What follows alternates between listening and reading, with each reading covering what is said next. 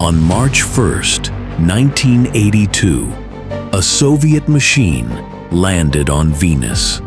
The planet silenced it in 127 minutes. The machine is still there.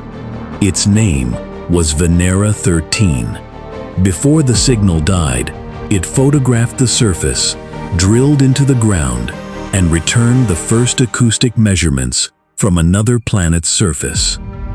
Then Venus went quiet.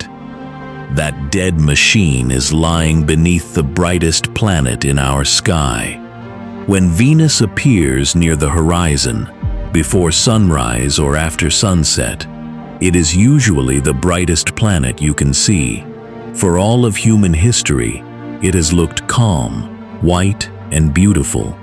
We named it after the goddess of love, and for centuries, we thought it might be another Earth. Venus is almost the same size as our planet, built from the same kinds of rock and metal, born nearby from the same cloud of dust. Its thick white clouds hid the surface, so we filled the blank with hope. Oceans, jungles, life. Venus rotates in the opposite direction from Earth, so the sun would rise in the west. One complete rotation takes longer than a Venusian year. Everything about it seemed familiar enough to invite imagination. We could not have been more wrong. Before Venera 13 touched the ground, it had to fall through the lie. It entered the sulfuric acid cloud deck, then dropped through tens of kilometers of thickening carbon dioxide.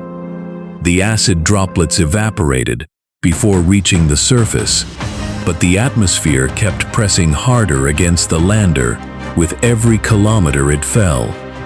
At the ground, the pressure was about 92 times what we feel at sea level on Earth. The same force you would experience almost a kilometer underwater. And the temperature was roughly 465 degrees Celsius, day and night, across almost the entire planet, hot enough to melt lead. If you could somehow stand beside Venera 13, you would not burn, suffocate, or be crushed one after another. All three would begin at once, before your body could register which one had killed it. The machine survived because its engineers had built a sealed metal fortress around its instruments. For 127 minutes, the fortress held. Venera 13 was not the first machine to challenge Venus. It was the result of more than a decade of failures, redesigns, and brief victories. In 1970, Venera 7 became the first spacecraft to return data from the surface of another planet. It transmitted for 23 minutes before the heat silenced it. Several earlier probes had failed during descent as the rising pressure overwhelmed them. Venus does not wait for a machine to land. It begins crushing it during the fall. In 1975, Venera 9 returned the first photographs from the surface of another planet. One of its two camera covers refused to open, leaving half the planned panorama unseen. The first view from another planet, and Venus had already blinded one of the machine's eyes. Then came Venera 13. It sampled the atmosphere, drilled the surface, photographed the rocks in color, and survived longer than any spacecraft ever has on Venus. Venera 14 followed 4 days later. In 1985, each Vega mission released a balloon into the clouds and sent a lander toward the surface. No spacecraft has landed on Venus since Vega 2 in June 1985. More than 40 years of silence from the ground. The machines showed us what Venus had become. They could not tell us how it got there. Some climate models suggest that ancient Venus may once have held liquid water, perhaps even shallow oceans, for a very long time. Then the planet crossed a line. As temperatures rose, more water entered the atmosphere. Water vapor trapped more heat. More heat released more water. The cycle fed itself until any surface water was lost, and carbon dioxide dominated the air. In the leading explanation, a runaway greenhouse turned a planet similar in size to Earth into the hottest world in the solar system. But when did that transformation happen? How quickly? And what did Venus look like before it began?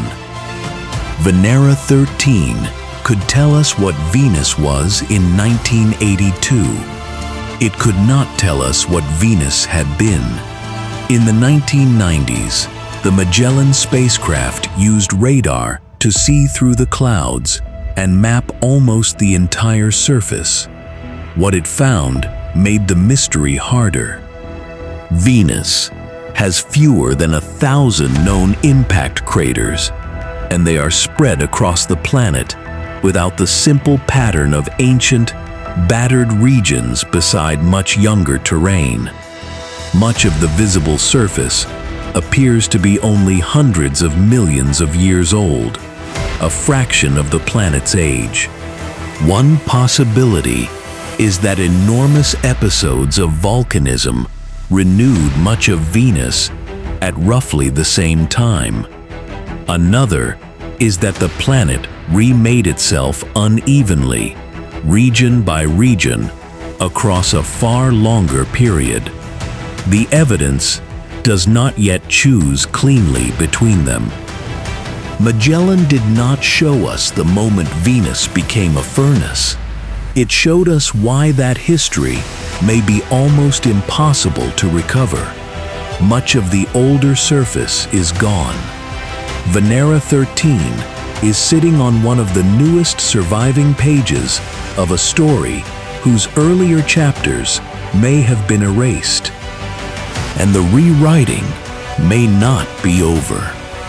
In 2023, scientists comparing two Magellan images found that a volcanic vent near Mont Mons had changed shape in only 8 months. It was the strongest evidence yet that Venus erupted while Magellan was watching.